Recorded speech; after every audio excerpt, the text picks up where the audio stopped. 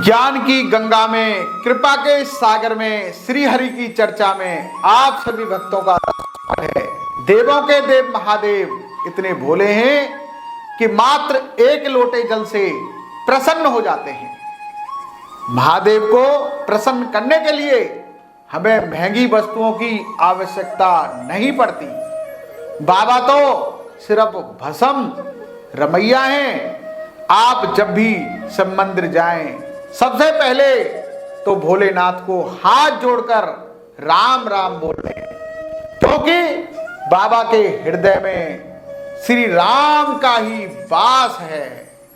स्वयं महादेव ही अपने हनुमान स्वरूप में श्री राम की सेवा में प्रकट हुए हैं। अगर आप ओम राम रामाय नमः मंत्र बोलते हुए भोलेनाथ पर जल अर्पित करते हैं तो आपको रामेश्वर भगवान का आशीर्वाद यही मिल जाएगा।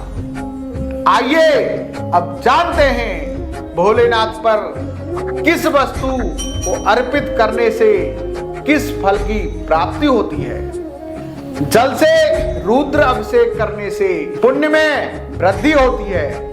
कुशा जल से अभिषेक करने पर रोग दुख से छुटकारा मिलता है।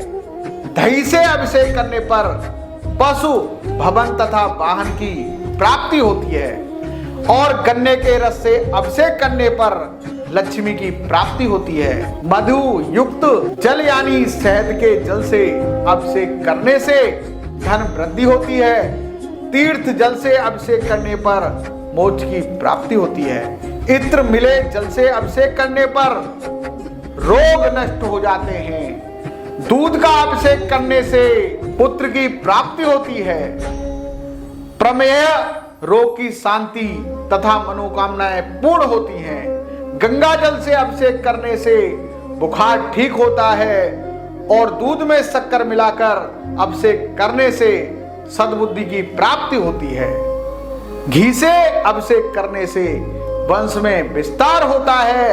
अगर आप नियमित रूप से पूर्ण श्रद्धा भाव से अपनी इच्छा अनुसार ये वस्तुएं शिवलिंग पर चढ़ाते हो तो निश्चय ही लाभ होगा। एक बात और बता दूं, शिवलिंग पर जल अर्पित करते समय यह ध्यान रखें कि अगर ज्योतिर्लिंग है, स्वयंभू शिवलिंग है, तो ऐसी अवस्था में बैठकर शिवलिंग पर जल चढ़ाना चाहिए।